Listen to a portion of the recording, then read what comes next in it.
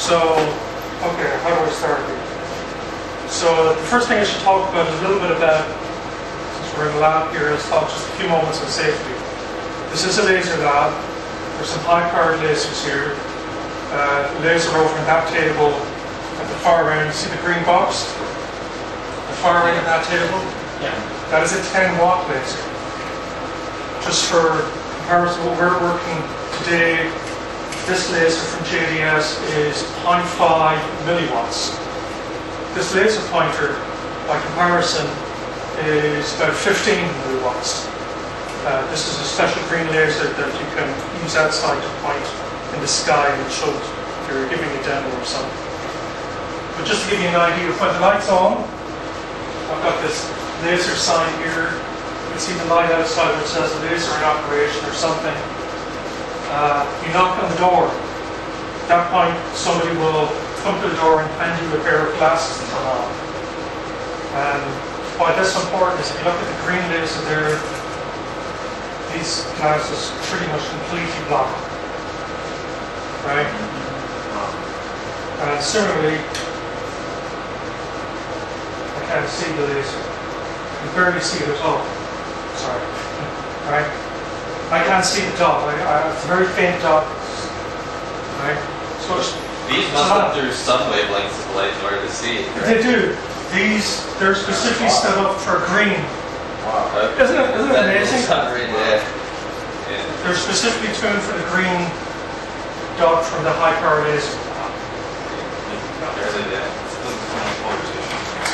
Doesn't depend on polarization, no. So, okay. So laser light is on, knocking the door will work out, because otherwise it will blind you. If we've got a few moments later on, I'll show you a little video that I made of that laser operating. And I've got my goggles on and I can't see it. All I can see is essentially marks being made on the piece of metal that is etching. I take my iPhone out, I look at it, it is so bright you cannot see it. It is just a huge, right? Very bright. Okay, so we're really going to do 4 parts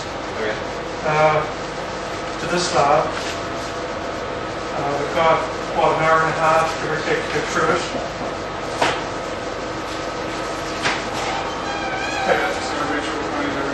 Okay, go ahead.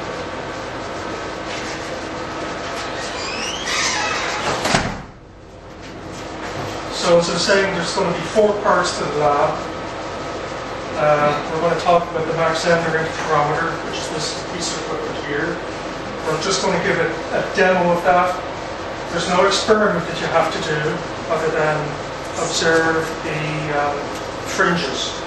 And for a lab report, I will expect you to essentially, go look up a little bit on how the Max Ender interferometer works, where the mirrors are, where the beam splitters are. The clue I'll give you is there's 2 mirrors and there's 2 beam splitters. Right?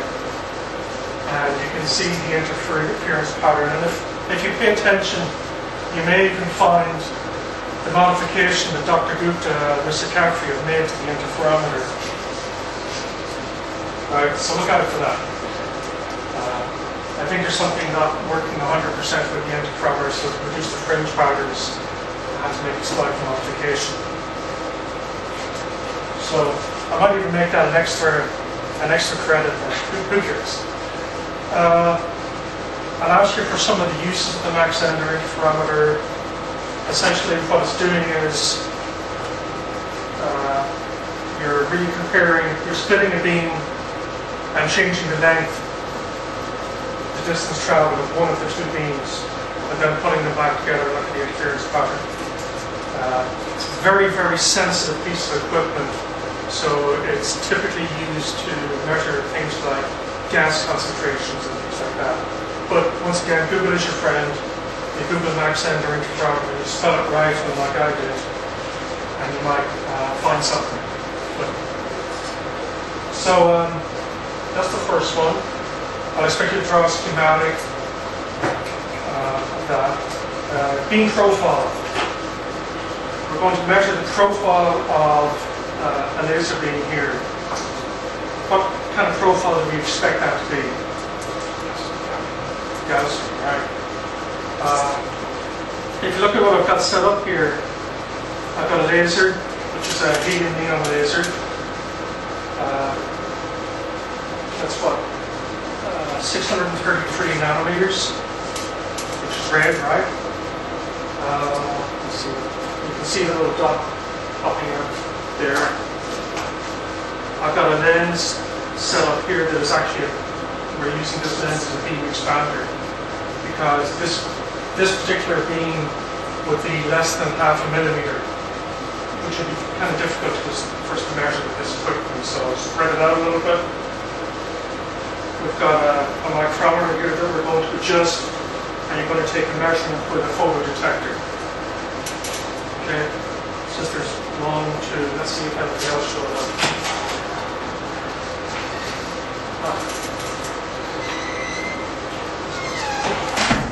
Probably not worth splitting up into 2 groups. There's only 7 of us going to be. You guys don't mind all huddling around and doing the experiment together, do you? Okay.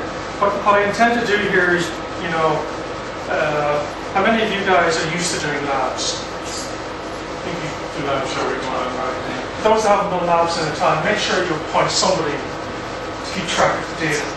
So you know who's writing it down. And maybe what we'll end up doing is if the data doesn't look right, I can send out a set of data to work on, so we're all working on the same set of data, right? But if somebody has a set of data, a designated person, send it to me, maybe I will appoint you, right? Gather the data, send it to me, and I'll take a quick look at it. If the data's okay, you can go ahead and use that. Otherwise, I'll send you out, because I know some of the times, that way we're all working on the same set, and I'm not trying to gather 20, 10, whatever, different homeworks and using different profiles, you know. What else do we have to do? Perform a fit on the data to see how it compares to the Gaussian. Right. The next experiment will be the diffraction grading. To do that, we're going to have to reconfigure the experimental setup a little bit. So that's going to take a little bit of time. Probably pull out the beam expander. You don't need that. Actually, you really don't want that. Put a diffraction grading in, which I have here. Looks just like a microscope slide with a piece of plastic in front of it, which is what it is. And it produces, even with the beam expander, you guys see that? It produces splits the beam into, right? So what you're going to do is measure that angle. And when you measure that angle, then you can plug that into the diffraction grading formula, and you should be able to calculate how many lines per millimeter, right? Yep. That's number 3. And then the last one, it will be just taking a plain glass slide and reconfiguring your setup again. You'll need this component here that you can adjust and give you an angle. And you're going to measure the reflection of the glass slide as you change the angle. And you're going to do this for both the TE and TM.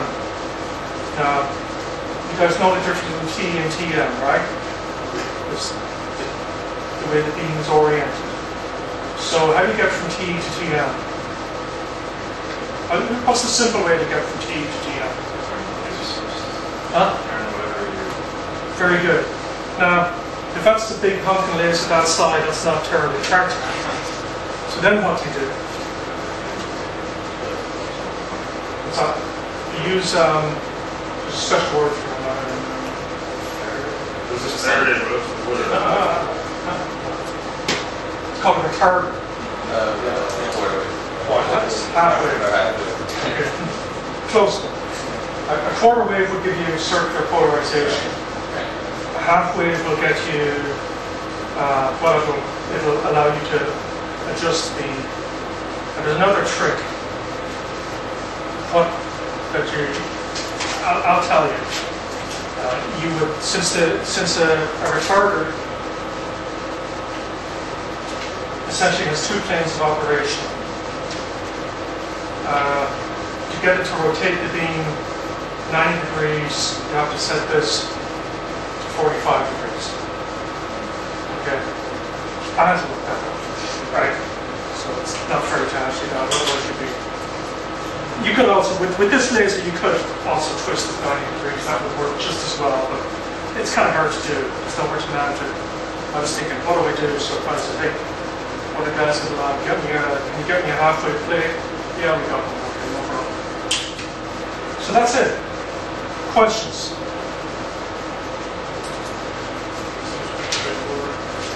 I hope so. Because now's the time to ask me questions, because you kind of got me hostage, right? So the shutter, when you measure the beam profile, the shutter just takes out. This, yeah, if a beam is this big, what we want to do is measure a spot, kind of the whole way across. That's what we do. Now, that's a good point. But what I recommend doing, when I measured this, it looks like this beam is about, if I adjust it, you can see the power as I move across. Kind of out of it now, that's about 6. Now do the trick, this is in inches. So this is 6/10 of an inch, then I'll go back, back to center again, and I'm back down to about 4/10 of an inch. Split it up to a region. You want to have at least 10 samples, so you guys can do that. Right? I'll put back here at the center. Okay, now I'm going to stand back, and I may shoot some video of this experiment while you're doing it, if you don't mind. Once again, nobody cares if I shoot video for the offsite people. Alright guys, how about it?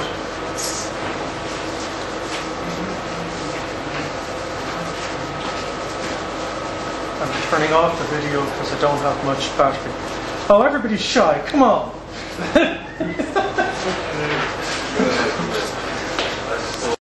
This is the first experiment. This is the backside interferometer. And what I want to point out here is we have the laser. Laser produces a light beam that exits here. Insert a piece of paper. We can see the dot. The beam exits. It's a mirror. Goes over here. Exits here. Goes into this particular device, which is a beam expander. You'll notice the beam here is pretty tight. The beam here at this side is quite large. Okay? That beam then enters a beam splitter. Part of the beam goes through and goes straight. The other part goes down here. It's another mirror. A mirror. Back up, it's another mirror that we can adjust tilt for alignment. Back down again, back over, back out, and out. And as you can see over here, hits the target which I've got connected to the door. Now, taking a look at the target on the door, without getting in the way, there's where we are able to see some fringes, and it's not showing. If I turn the light off a little bit, what we're able to see here, and it's not clear to me if this is showing up or not, but I think it is. You can see some parallel lines showing an interference pattern on the screen. Okay, so this is the second experiment. We have helium neon laser, a lens that performs as a beam expander, a diaphragm also known as an iris, and a photodetector that's connected to a display where we can measure the power. So the diaphragm and the photodetector are connected to a micrometer, and we can move the micrometer in and out transversely across the beam. And as we move the micrometer across the beam, we see the power go down, we go back, see the power go up. That's roughly the center of the beam. We've got the micrometer here set for, and you can't really see that, but it's about 5. And this display here is in thousandths of inch, or actually tenths of an inch. So that's 5/10 of an inch. And we go back to the other side and the beam goes down to 0.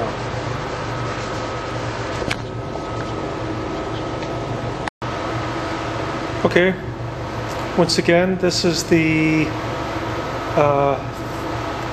third experiment where we've got the helium neon laser, and we've got it striking a diffraction grating. This diffraction grating is mounted on a slide for ease of use. So I don't have any beam expander. What happens here is you look then at the target, which in this case is my notepad, and you measure the angle between the 0 order, which is the line going to go straight through, and the first order, which is the first reflection. Now when I look at that here, I'm seeing an angle, and I'm going to say it's on the order of about 40 degrees. Okay, so if I'm to measure that with a little bit more accuracy, I look down here, perhaps we can see it a little bit better there.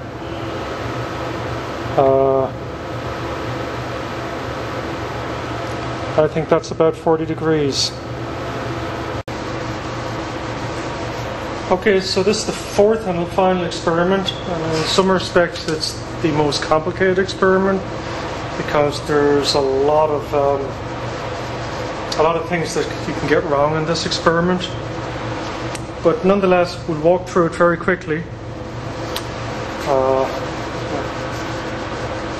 Once again, we've got a helium neon laser, and now we've got another optical element in here called a half-wave plate. And the procedure for the experiment, I said to do the experiment of both TE and TM. TE being perpendicularly polarized light, TM being horizontally polarized. We could of course flip the laser 90 degrees to achieve the same effect, but that's kind of difficult to do. It's easier to use a half-wave plate.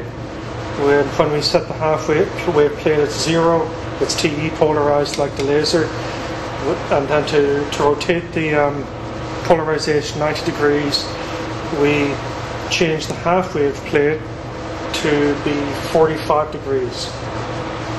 Okay, so once again we've got laser, half-wave plate, and we have the microscope slide. The microscope slide has a graduated angle, so we can measure the angle, and we have liberated the photodetector from its home and can move the photodetector around. It's not terribly critical how far away from the reflection we measure it, because as long as we get all of the light falling within the detector active area, we should be pretty good. So this is it set at 0. We're not going to be able to take a measurement at 0 because there's no way for me to get the detector in there, so we're going to start at 10, and let's see if I can get a reflection at 10. Yes, I can get a reflection at 10. And let me quickly change the video so we can see this a little bit better.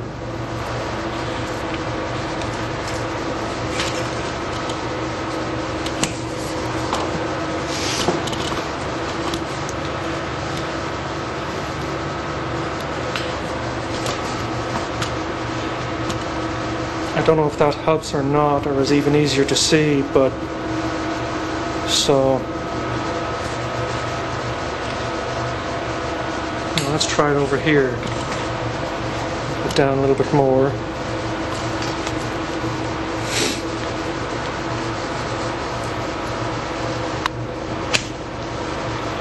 Okay. So here I'm at 10 degrees. It says 10 degrees over here. If I look here, you can see the reflected beam on my finger right about there.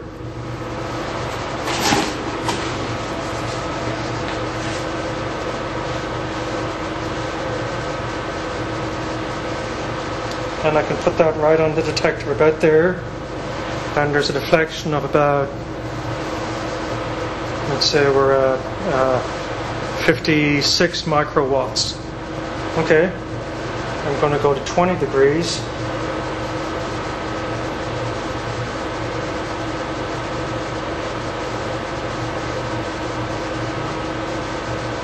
$63 microwatts. 30.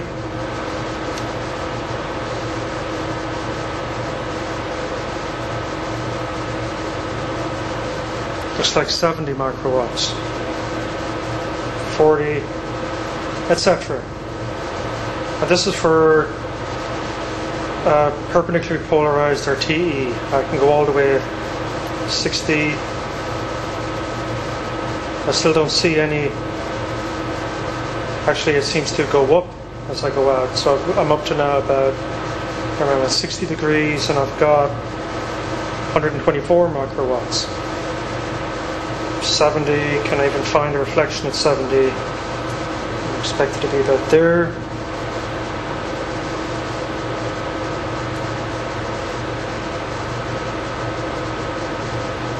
$102 falls off slightly. 80, I'm probably not going to be able to find. Yeah, there is there. 110, give or take. And then just for, I'll quickly run through it. Change the half-wave plate to 45 degrees. Repeat the same experiment. Can't really measure 0 or 10.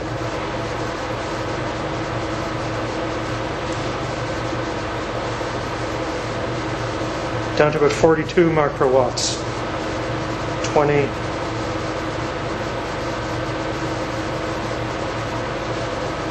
45 microwatts. 30.